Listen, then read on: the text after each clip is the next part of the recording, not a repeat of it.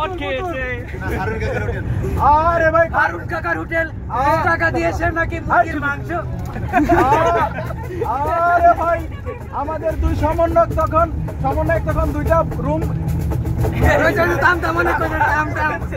ভাড়া করেছে, রুমে নাকি ছোট পুতুল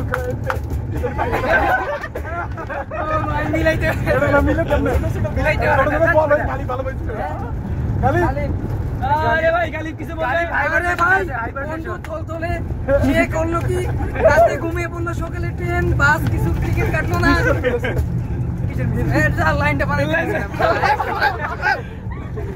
আরে ভাই ছোট ভাই ধরে গেল, টিভি এসে ওকে বললো তোর কাছে কয় টাকা আছে? বন্ধু মোবাইলের বিকাশ বের করে দিয়ে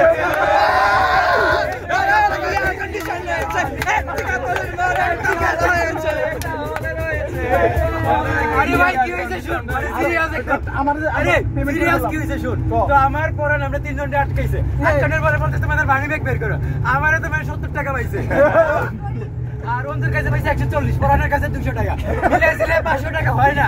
ভাই কি হইছে বলে তোমাদের বিকাশ বের করো, আমার কাছে ফোন দিতে ওদের কাছে ফোন দিতে এই শোন আমি বিকাশ বের করি, আমার কাছে টাকা আছে নাকি? আমার টাকা নাই। এই অন্ত ওর কাছে টাকা নাই, শালা এবার ঠিক দেয়। আরে 2000 টাকা ছিল ওর কাছে, 2000 টাকা বাকি ফোন বের করতে বলছে এমনিতে করি যা।